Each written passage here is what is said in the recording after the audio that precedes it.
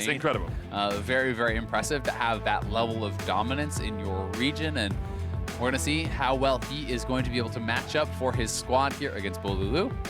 As Fenerbahçe, certainly the favorites in this match, Isurus are lagging behind in this group and really do need to start piecing together some wins. This is do or die for them. Only first place in the group gets out to the next stage. And has to play up against Team Liquid as well. So you want to be stepping up that level of performance. Team Liquid are no slouch, very difficult team to take down. Of course, if you do lose that first knockout game, you have a second where you play the loser of the Group B knockout. So you do have 2 shots at that MSI chair. And that is why, you know, it's so important, especially here in Group A, where you're feeling like, hey, these guys are so incredibly strong. There is, you know, this group that is considered the group of death. Even if you get out and theoretically you were to lose to Team Liquid, well, if this is the strongest group, then you should be confident going up against anyone from Group B. We'll see if that does actually, you know, kind of come true later on. And both Kindred and Karthus are taken off the table, so that would lead you to believe it's going to be Talia from Kirei. He certainly does have other picks in his back pocket, but those have been his number 3 go-to for him. But you have left Ryze open here for Ruin in that top lane again. It is a flex pick, of course, but Ruin tends to be the one that takes it on the side of Fenerbahçe. Galio was the first pick for Buggax. For Isurus, probably going out down towards slow in the bottom lane. Yeah, and it's one of his most played. Certainly we have seen it be very, very effective when paired up with a lot of divers. We have seen it effective with Camille. We've seen it effective with even the Kai'Sa as a way in, with the hecarim. You know, there are a lot of options to actually dive in with this Galio, but having the Braum picked up on the other side does mean you have to be wary of something like a Lucian Braum, which we have seen punish the Galio at times. I do like the Varus as a pick here. Certainly a strong, safe laner. Regardless of what you're going to be going up against, it is going to bring consistent damage going into the later stages of the game, and it is a very, very powerful 2v2. It's also what Isurus picked last time they played up against Fenerbahçe and were able to get that slight lead in the bottom lane. They were playing into Tristana Braum then. We'll see if that is what Fenerbahçe decide to utilize this Braum for. There's the Akali we talked about. Okay. Not banned out, picked up by Isurus. Could go to Buggax, could go to Seiya, of course, in that mid lane. Yeah, certainly could be flexed either way. Seiya and Buggax, or Buggax, I believe. Buggax, yes. Does have, they both have 1 play on the champion, so certainly, you know, however, could go either way. Seiya's won with it, and Buggax has lost. Oh, there you go. I think we know where it's going. 100% win versus 0% win. It is going to be Ezreal, so certainly a more defensive option here. I do think that makes sense when you're looking at Fenerbahçe and you're knowing that they generally want to play around top lane. I think playing around, you know, that bottom lane, you can't be on both sides of the map at the same time for Kirei. He certainly does do a good job of kind of dividing his attention, but I'm going to be interested to see if Isurus just continues to target Kirei's champion, right? Like, why not just ban out the Talia, ban out some of these other comfort picks and really push him down, because those big 3 are certainly his go-tos, and you can deny him the ability to take any one of those now, and then, you know, that may give Oddie and Buggax a more of a fighting chance up in that top lane 2v2. Yep. The other option is to try and get rid of things that are good into Akali, getting rid of the Silas here. Nocturne and Olaf removed by Fenerbahçe, so they're actually sort of pinching that jungle champion pool quite a lot themselves. And to be fair, hey, maybe they're not worried about the Talia because they do have a lot of burst, a lot of CC already drafted through. Akali, Varus, Galio. The Akali can be dashing forward onto that Talia, giving the Galio a way in. Certainly Talia is generally a very squishy champion. Akali does have the ability to burst her down, as well as all that follow-up CC being there. So they are going to leave the Talia up. Kirei may not even go to it. He certainly can play other champions and, you know, maybe looking towards something else regardless. A lot of different jungle options. Could even go for something like the Sejuani, something more, you know, traditional. I mean, Jarvan's even still up, right? Like, you know, Jarvan was banned by Fenerbahçe. My mistake, sorry. It's okay. You know, there are things, you know, like that you can go for. I do believe Sejuani is available if you want to play more of that frontline style. Elise, very strong early game jungler. Also something that is, I believe, to be the kind of best diving jungler. Oh, incredibly good. Being able to reset with the repel is incredibly strong in any sort of top lane 2v2. They're fairly magic damage heavy though already with this composition, so you may want to try to grab something like an AD mid laner. Ezreal certainly does do physical damage, but is a fair bit of mixed. Ryze and Elise, both pure magic damage. No true tank on the other side, but always something to be concerned about. Definitely is. Isurus trying to find their answer towards this possible top lane dive. I mean, Moon Prison into Cocoon is pretty deadly. I would have liked to see them pick a tank for Buggax. Hecarim is the first lock. Could go to Oddie, of course, in the jungle. Yeah. He has got that Ghost as a summoner spell right now, so expect the Hecarim to be there. I want a tank. I want something like a Scion to try and dissuade that dive from Fenerbahçe. Yeah, I do think that can be a really good option. It's going to be the Irelia, though. We will see where he wants to go here. Rune, instant lock on the Renekton. So Renekton, Elise, you're talking about a good jungle diver. Yeah. This is certainly an incredibly threatening duo, especially post-6. Renekton, one of the best champions in the game at diving those turrets as well. Another option he could have gone to if he wanted to go for scaling is something like the Jax I was thinking about, but he wants all early game. Elise, Renekton, you have Ryze that can head up with the Realm Warp roaming towards that top side. If I was Buggax, I would be very, very scared. And Oddie, you do not want to run into, as an early game Hecarim, and Elise, that is terrifying. Is that Renekton mid? Oh, they actually both swapped it around. For the last moment. Renekton mid for Bolulu, Irelia for Seiya, the Akali going towards the top lane. I like that in terms of the dive, because you can just pop the Twilight Shroud and stay safe underneath your own tower. Not sure how the Irelia is going to deal with a Renekton in the mid lane. I haven't seen a mid lane Irelia-Renekton matchup ever. Yeah, you know, one of the nice things there for the Irelia is generally these matchups are more difficult in the top lane because it is that longer, more dangerous lane. The coaches couldn't find each other. He's gonna get him. I believe that we'll have faith that a handshake happens. You can't miss a handshake. Yeah. You can't miss it. I respect it, but you know, Renekton is going Ignite, is going press the attack. This is all in like early game style. You want to dominate this Irelia, but you know, the mid lane is easier to kind of manipulate the wave. It's harder to actually, freeze against your opponent and kind of force them to come forward. It's not as long of a lane, so it's harder to all in the Irelia. So I do think you're going to feel more safe as Seiya, on the Irelia in the mid lane than you would if it was up in the top lane for Buggax, but still going to be a very tough matchup. It'll be a very fun matchup to watch as well. Isurus Gaming, last chance saloon for them. They have to win this to have a chance of qualifying out of the group. Fenerbahçe trying to equalize Fengvu Buffalo at 3-1 if they take this victory. Yeah, and it is really nice also as far as, I mentioned rounding out kind of your damage composition, right? It's another fizzle. Yeah, you said you wanted AD. Dealer, so they do end up with that AD mid laner. And not what I expected, certainly, but I think it's a great answer to Irelia, and I'm excited to see how this actually does play out. You'll notice Rune is also Comet. Very frequently when you do see Ryzes start with that Comet, they will start W. The W hit confirms your Comet, and you can kind of go for these little trades where it is just the Rune Prison, the Comet lands, you get an auto or two down, and you just kind of try to harass, just as we got exactly what he does. Buggax trading back into him, gets out of range, uses that passive pretty effectively, and the 5-point strike. And, I mean, Rune's got time to back away here and get back into the lane. I expect Kirei to start. It looks like he actually might be trying to get a little bit of vision on that scuttle. Can go down towards the bottom side, of course, as Fenerbahçe push forward just a little bit here to get some vision on Isurus Gaming. Yeah, they do have to be a bit careful, though. This is a Galio. He's going in. Japone on the wrong side, taunted up. Unable to get out of here, and First Blood's going to go across towards Isurus. You said they had to be careful. They were not. And Isurus get First Blood. Japone was trying to run towards the Raptors to get out of the taunt, but the only way you're actually getting out of there is if you flash towards the river, probably. And also seems like he very likely had already skilled his Q. You don't want to start W, but if you actually save your skill point and you flash towards the river and you W to the Ezreal, you probably get out. Instead, I mean, you hate to call something free, but that was a free First Blood essentially just cost. They walked into them. Yeah. And that is now Seiya who got First Blood. So you counterpick with the Renekton, you go Ignite, you're like, yep, time to slam this guy. Oh, just kidding. He's going to start with 400 extra gold. Lol joke. But the big thing about that as well is Hades gets forced off the wave. They're going to be behind an XP down towards this bottom lane. Slow didn't even have to burn Flash, so there's always a possibility of a Flash taunt at that level 2. Mid lane, Seiya has teleport to the Ignited Bolulu, so he can teleport back into that lane as soon as he gets that phage really on the Irelia, and will be in such a strong position into that Renekton. We need to see Kirei from Fenerbahçe actually try and equalize some of this early game lead that Isurus have. Yeah, it's honestly pretty devastating to actually have First Blood go to the TP mid laner against the Ignite Renekton, who is a more early game champ, who is kind of for that counter pick. You want to dominate. It's going to mean, as you say, Irelia will get to her first buy a lot faster. And whether that is the Phage or something along the lines of a Tiamat, which can really help you kind of set up for the Blade Surge resets along the kind of casters there, will be interesting. Bolulu can certainly set up very well for an Elise gank.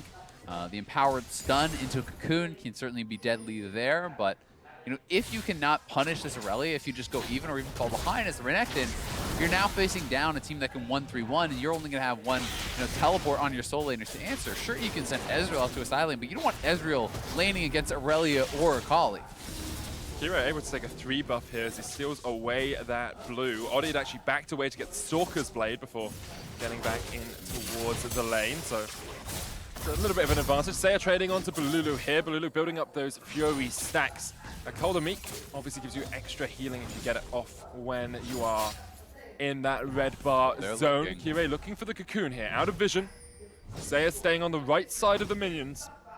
It makes it a lot harder for that cocoon to hit. There is the flawless duet. Kirei coming in, force him out. There's the Ruthless Predator, and the stun lands. Good stuff from Fenerbahçe. You talked about being able to tower dive, where you just get between the towers as Fenerbahçe get a kill in return. That was honestly a sick dive. Seiya played that very respectfully, and now they're looking for slow, but should be able to get out. It does cost them 3 summoners, and Seiya does not blow his flash. He has TP, so it's not devastating. It's not like lane is over, and the kill also went to Kirei, not Bolulu, so he's going to actually be down summoners and still down gold, very likely.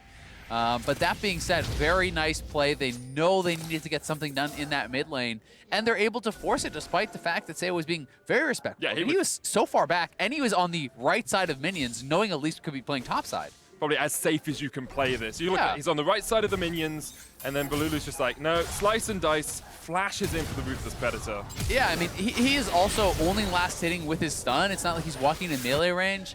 He was playing that very carefully, but that is the power of the dive between these two champions. And post 6, it just gets more dangerous as you have not only the turret aggro reset with the repel, but Renekton with all the bonus HP you actually get when you're popping your ultimate. You have the ability to tank up additional tower shots, and he certainly is building for that early game. Double Doran's Blade, as well as that longsword, is going to put him in a pretty strong position.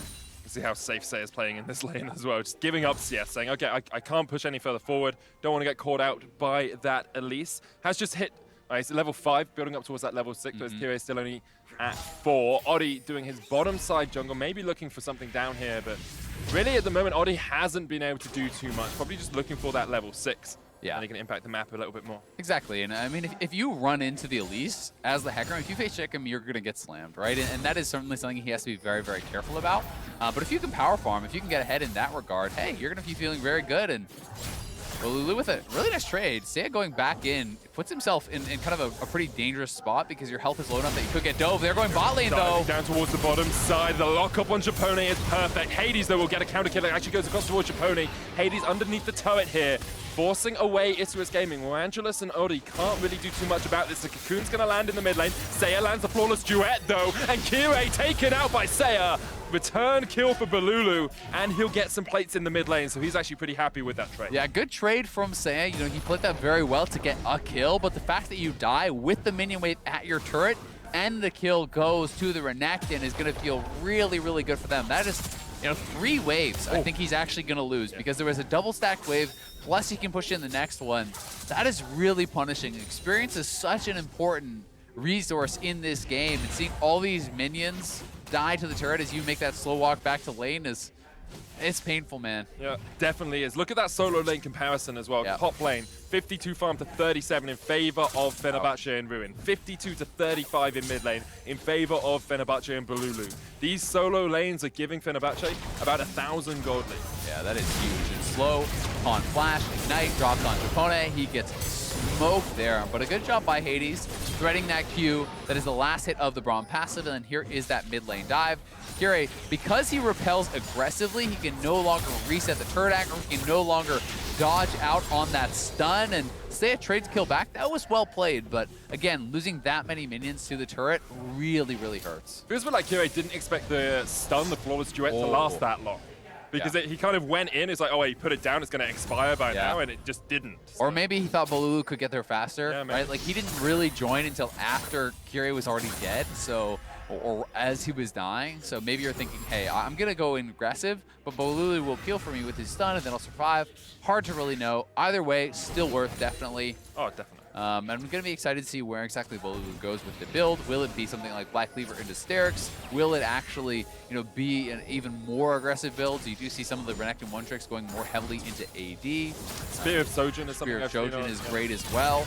Now 3 players around that mid lane. Heroes entrance though coming out from Isurus. Seiya still alive, isn't stunned up with the concussive blows, lands the flawless duet's gonna jump back in, there's one. Oddie landed the onslaught of shadows, Kirei forced away, looking for those stun procs from the Braum passive, but they can't quite get it. The repel up, back down to his doom, the spider is stomped, and Isurus Gaming get 2 in the mid lane. Japone just needed to auto Oddie. Yep. He was sitting at 3 stacks of the concussive blows, just punch him, and your jungler probably would have lived there, but either way, he does get out. It is those 2 kills going over the way of Isurus Gaming. That was a critical play for them to pull off. They're constantly attacking Seiya, punishing him with this counter pick, and that is a big turnaround for them. So Kirei here one more time, 3-man collapse, but in comes Galio, in comes Oddie. Seiya able to escape, able to avoid that Braum passive being procced. He does go back in and goes down, but this is what I'm talking about right here. Yeah. Braum just needs to punch him. Just right-click him. He tries to hit him with the Q, but right-click him. It's a support. You don't auto-attack a support. I know. Play a lot of support in solo queue. You don't need to use your auto-attack. It's all about spells. I hate to see that happen. That would be a tilter for me. I'm going to say that much.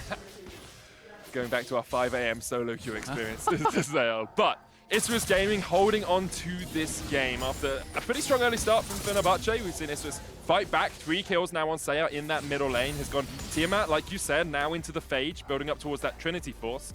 And Bolulu isn't as far ahead as Fenerbahçe would like. He's actually behind, right? He's down 300 gold. The experience, he may be a little bit ahead of experience. I'm not quite sure, but either way, they're going to be feeling really good about how this has ended up. If Renekton isn't slamming the Irelia, you're really happy. Yep. I mean, he can play in that side lane, whereas Bolulu is going to be much more limited, right? If you go down to the bottom lane as Irelia, you're splitting down. If he wants to match you, there's opportunities for cross-map plays where he cannot do that. So the question to me then becomes, Ruin, how can he match in towards Seiya? Because Ruin is the split push threat for Fenerbahçe. If we're going to say Seiya on the Irelia wants to get into a side lane, Ruin is ahead in his lane. He's building up those items. He's stacking up with that tier now. At some point, we're probably going to see that Ryze match up into that Irelia. Yeah, and I mean, thankfully for Seiya, he's also going to be ahead of Ruin because he has 3 kills to his name, right? So if you are ahead, as far as the itemization goes, I certainly think it is winnable. I think that the Ryze can just kind of pressure and try to avoid taking an all-in fight, but they're going to go for a kill now. Predator comes in, the flash forward from Bolulu. They get the kill. Oddie here, but really no damage done yet to the Fenerbahçe jungle and mid. He needs to get away. Doesn't have flash. Onslaught of Shadows was already used. There's a true shot barrage. He's going to escape for the moment. Yeah, he is able to get out of there. Has to use the ult defensively after Seiya did go down, and you're seeing how quickly they can burst them out. But Ryze certainly can match the Irelia. I do generally tend to feel like once Irelia has a fair bit of tankiness, a lot of items under her belt, it can get harder for the Ryze to actually win a long fight there. But we will see, where he decides to go. The fact that he's itemizing more for the Renekton will make it easier for the Ryze. Big trade here from Warangelus. They're just going to get the 2v2 kill. Kirei's going to land the cocoon, but it's only onto the Galio. Slow lands the Winds of War. Kirei forced away. Warangelus getting some damage down with that piercing arrow. Repel comes up. The taunt double flash in. Going for it. Kirei so low. The Winds of War not quite enough. Slow locked up underneath that minion wave, but for the moment is okay. Oddie coming in towards the top lane now as Ruin tries to get away, but the devastating charge will knock him back. He doesn't have the mana to survive. Had flash, but didn't think he could get out. Perfect execution from the Akali and from Isurus in the top lane. Yeah, really nice all in there. It had been Ruin pressuring that matchup for so long, but they're able to come up there, get the kill with the Akali ultimate, and honestly, really well played by Isurus on the bottom side of the map at the same time. The fact that Slow knows to actually step back in to absorb the cocoon, to keep Warangelus safe, allows them to pressure out in that 2v2. And even a plate going to Buggax, so he's going to be feeling pretty good about this. You need to make sure you're not falling too far behind this Ryze, because really the way that you win is the all-in. It is not kind of the slow, methodical matchup. He's gone for those Mercurial Treads and is building up towards Hex, that Gunblade. Hades going to get a second tower plate down towards this bottom side. It means the goal's pretty even between the two teams as we crest the 12.5 minute mark. very even across the board, actually. Looking for any big disadvantages. Can't really see him. It's 200 gold here or there, Azael. Yeah, I mean, it's pretty much dead even. No one has made a move towards a neutral objective whatsoever. So, you know, that Cloud Dragon just not feeling that important, I guess, for either side. I will point out, though, that it is extra nice for a hecarim because that is kind of additional damage for you. The faster you go with that E, the more damage you are getting from it. So that is always going to be something nice. And if you are trying to kind of play side lanes, having the additional move speed, it can be pretty effective in both chasing down and escaping from any potential ganks.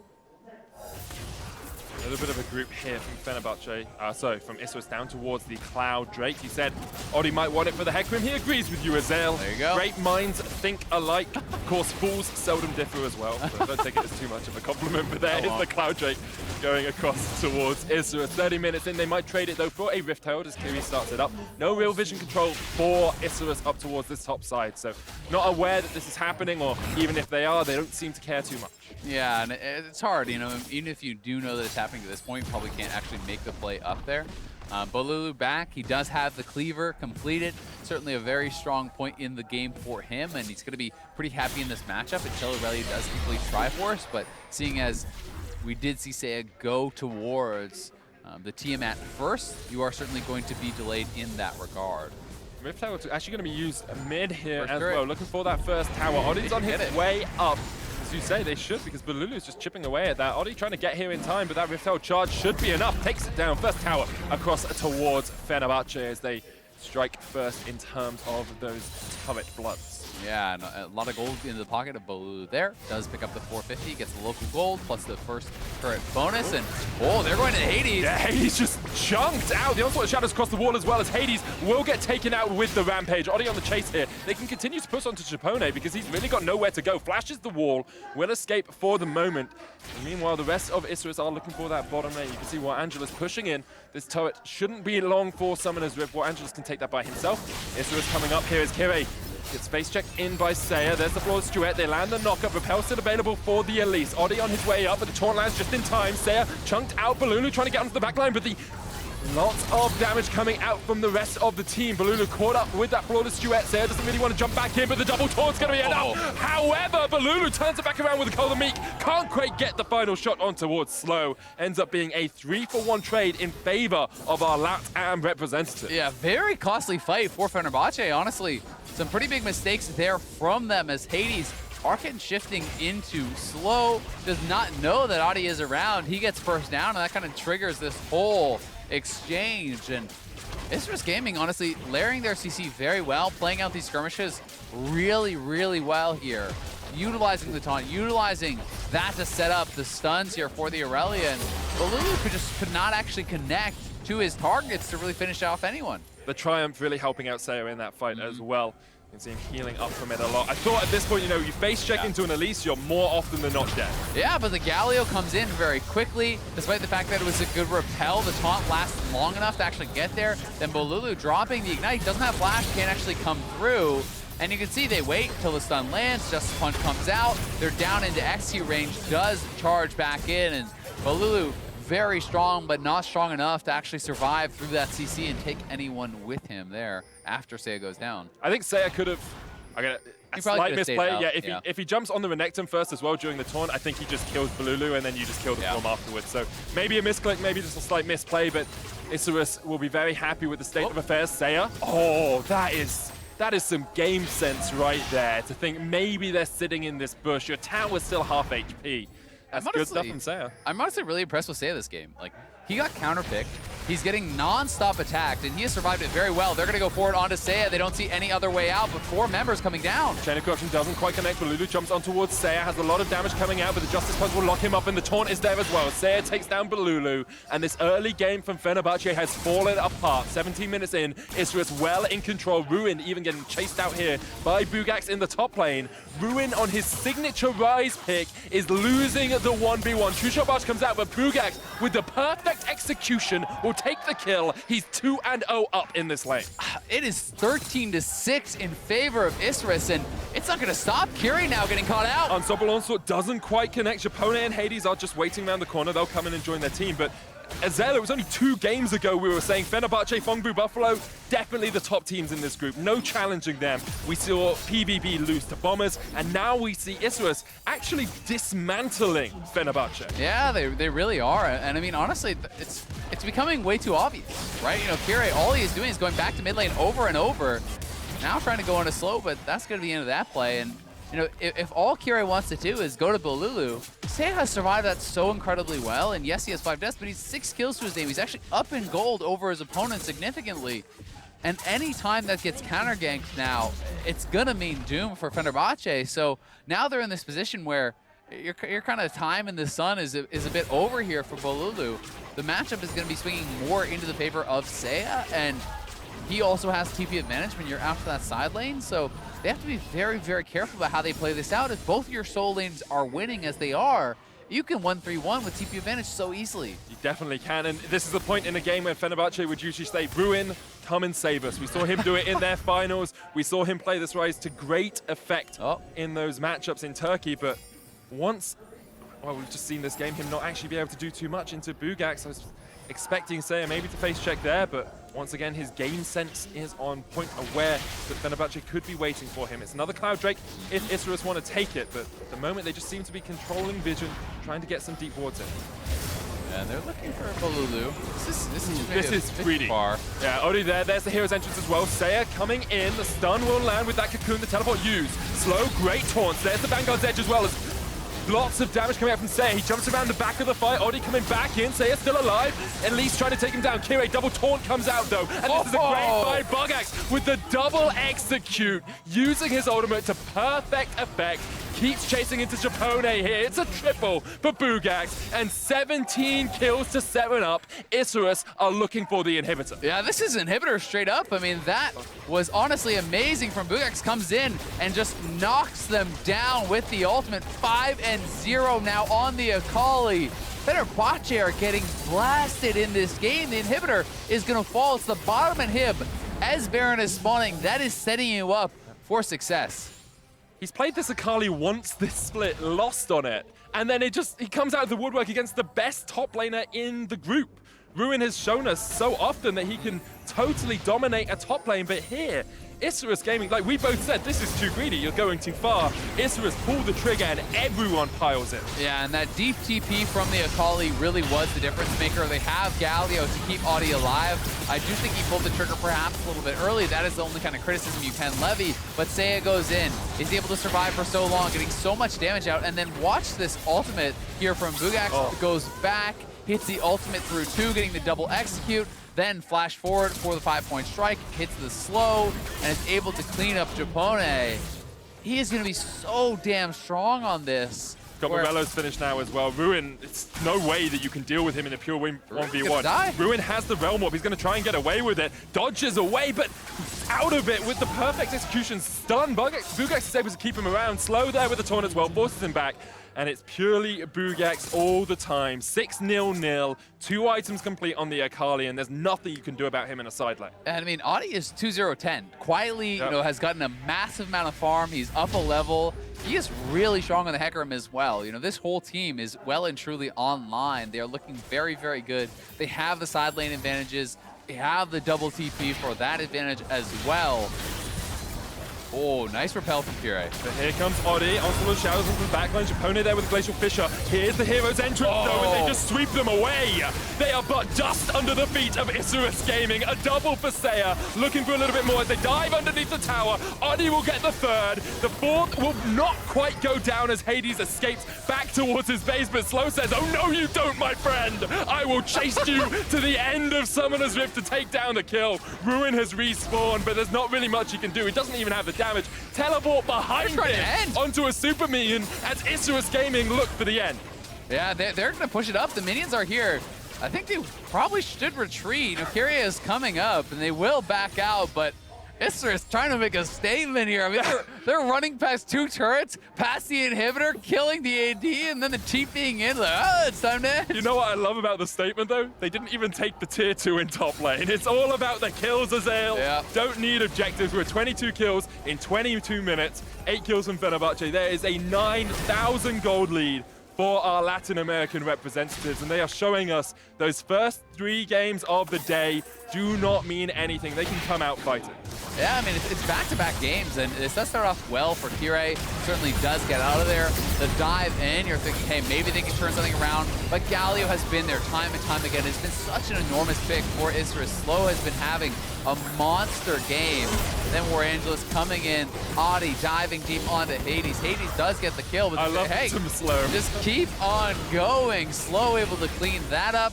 Then they're fighting Rune by the Nexus turrets. They do end up retreating, but they are just so monstrously strong. They also have incredible engage.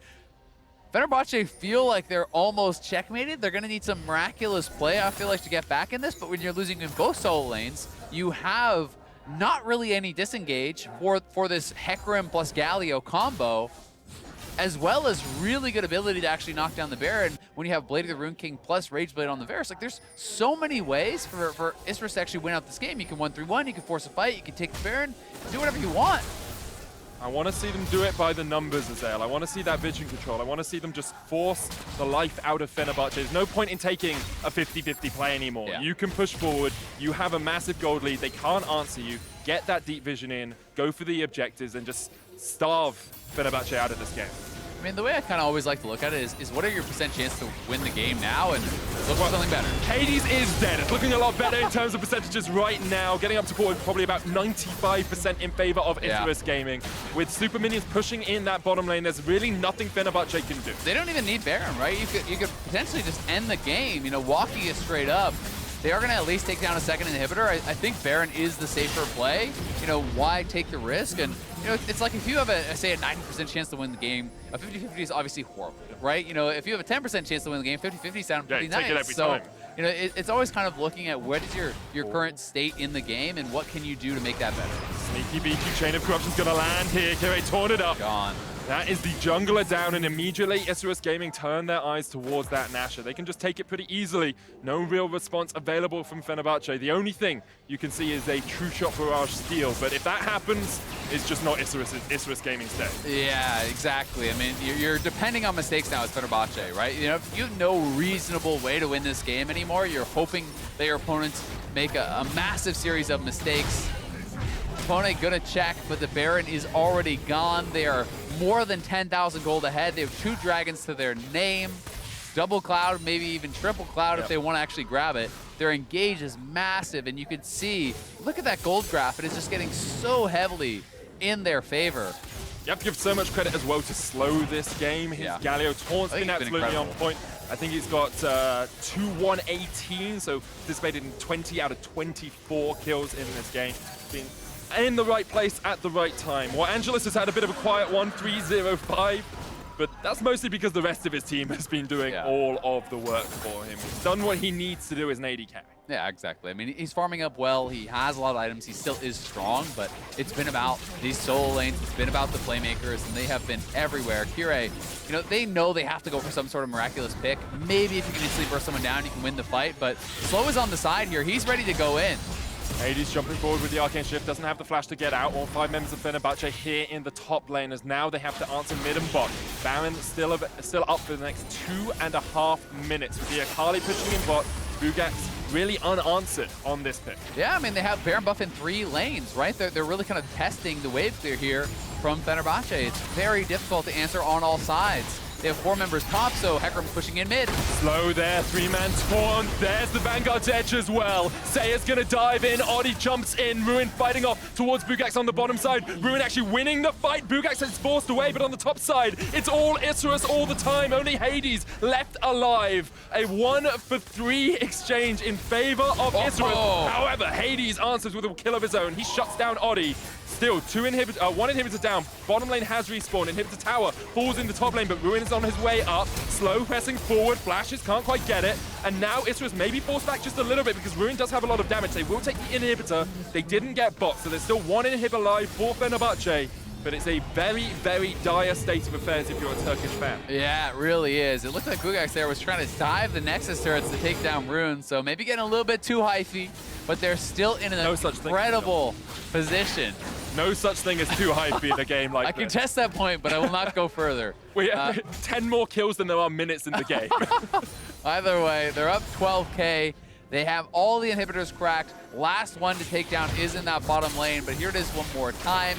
You can see the taunt starting it off. Early redemption drop here from Slow as he's anticipating the all-in.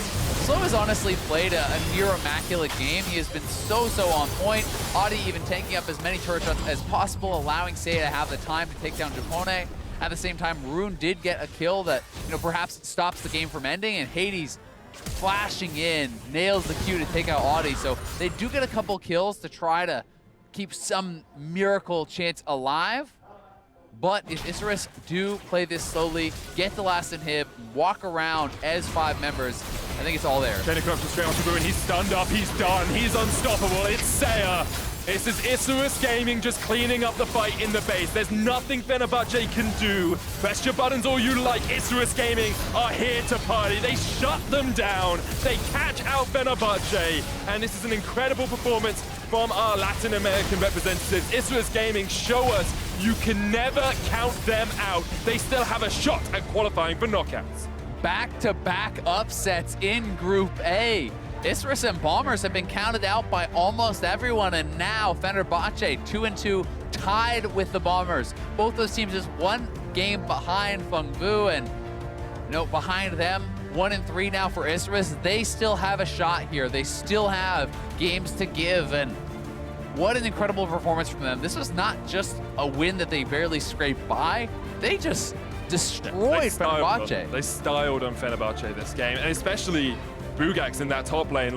The fact that he was just able to take down Ruin after Ruin has been dominating every other top laner in the group is impeccable from him.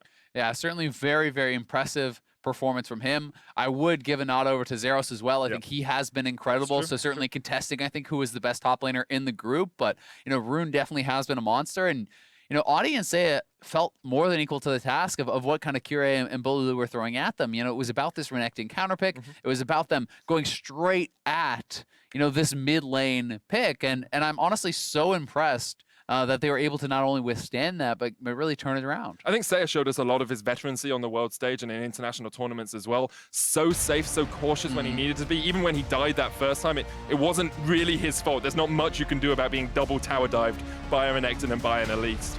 You can see as soon as Isurus had a grip on the game, they were never letting go, and they just kept extending that gold lead. And honestly, I'm pretty sure you could pinpoint that kind of cliff starting really around the time that Buggax got that first solo kill, right? That really felt like, it was swinging so heavily in his favor. Oddie came up there, they got the first kill, then he was able to get a solo kill later on, and it really felt like the game was just falling completely out of control at that point. They were counting on Rune winning the 1v1. That's why they spent all their time with Kirei trying to get Bolulu ahead. They invested so heavily into that Renekton, and it did not pan out at all. I mean, Bolulu ends up 2-7-5. The Irelia is sitting with 13 kills. And that is Ignite versus Teleport. You have to really smash that matchup for the pick and the summoner choice to be worth it. And I think both the last 2 games have been a story of junglers that were pushed behind last time these 2 teams met, now reading their opponents and understanding a lot more. And that brings us to our player of the game as well. It is Oddie on that hecarim pick. Had an incredible performance, 4-2-17 at the end of the game. Yeah, he played incredibly well, certainly. It wasn't, I think, about the early game impact. It was about him kind of surviving and, avoiding the Elise, farming up. But he was very big in the later stages of the game, critical in those teamfight engages, critical in how he actually, managed a lot of these side lanes and the deficits that were created at the start of the game. I do think you have to give honorable mentions not only to Seiya, but also to Slow. Yeah, both of them Slow played too. incredibly well. Yeah, I thought Slow was honestly an absolute monster this game. There was a lot of individual contributions that were very big for Isurus, but it's hard to really say that Slow did almost anything wrong. He was right place, right time, every time. It's a great Galio performance from Slow. With our last game of the day in the books, we're going to have a look at how Group A stands after 8 games of play. Only 4 games left in this group. It's a lot closer than expected. I think if you looked at this 2 games ago, which we did, we thought it was pretty cut and dry who was at the top, who was at the bottom. But now, Fengvu Buffalo 3-1, Bombers Fenerbahçe sitting in that middle. They're both 2-2. And then Isurus Gaming sitting at the bottom at 1-3. I mean, as we enter the second round robin, this really is all the results getting flipped, right? We saw Fengvu take down the Bombers first time around. Fenerbahçe took down Isurus. Both of those teams have won. They have their hopes still alive. Fengvu Buffalo, though, still in control of their destiny, right? They are sitting one game ahead. They are still in a position where they can just win out and get out of the group, right? So they're still in control. They definitely are. They need to take those wins, though. Of course, a reminder, due to a morning period taking place in Vietnam, Group A will finish their group stage tomorrow. First 4 games of the day in that second round robin, with any tiebreakers taking place at the end of the day after we played the first 4 games of Group B.